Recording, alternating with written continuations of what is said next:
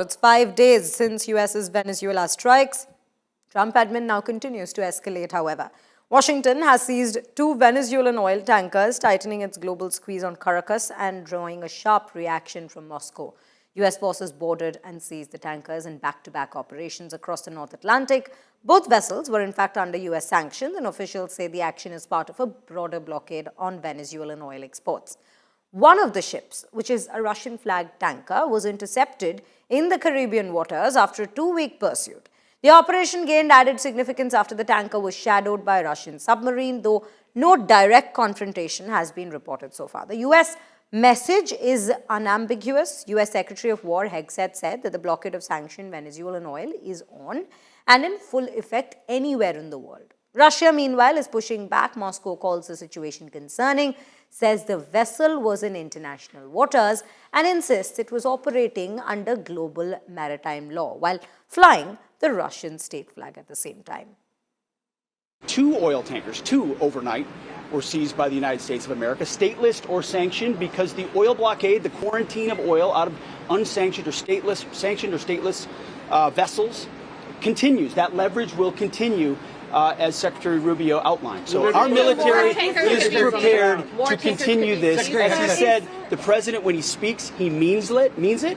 The second phase will be a phase that we call recovery, and that is ensuring that American, Western, and other companies have access to the Venezuelan market in a way that's fair. Also, at the same time, begin to create the process of reconciliation nationally within Venezuela so that the opposition forces can be amnestied and released and from prisons or brought back to the country and begin to rebuild civil society. We are in the midst right now and, in fact, about to execute on a deal to take all the oil. They have oil that is stuck in Venezuela. They can't move it because of our quarantine and because it's sanctioned.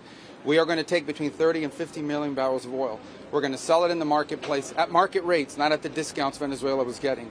That money will then be handled in such a way that we will control how it is dispersed in a way that benefits the Venezuelan people, not corruption, not the regime. So we have a lot of leverage to move on the stabilization front. This was the sanctioned oil that was basically just sitting in barrels, sitting on ships because of the effective quarantine of the United States of America. And the interim authorities have agreed to release that oil to the United States, so it will be arriving here at home very soon. The United States government has already begun marketing Venezuelan crude oil in the global marketplace for the benefit of the United States, engaged the world's leading commodity marketers, key banks to execute and provide financial support for these crude oil and crude product sales. All proceeds from the sale of Venezuelan crude oil and products will first settle in U.S.-controlled accounts at globally recognized banks to guarantee the legitimacy and integrity of the ultimate distribution of proceeds, and those funds will be dispersed for the benefit of the American people and the Venezuelan people at the discretion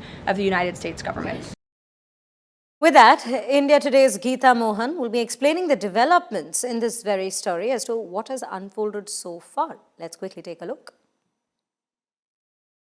The statements that have come out of White House, or for that matter, Trump administration officials, Marco Rubio and Pete Hegseth, make it very clear that there are no boundaries when it comes to Venezuelan oil, that they're going to track Venezuelan oil anywhere in the world. And that makes this move, this action by the United States of America against an oil tanker bearing a Russian flag very, very serious. They have invoked the United Nations Charter.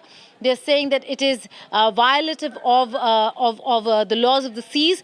But right now, America is not paying heed to rules-based order. It's following what it thinks is best in its national interest. And so we'll have to wait and see how Russia reacts to this as a threat to its own national interest, and how China looks at it as a threat not just to regional security, but global security as well.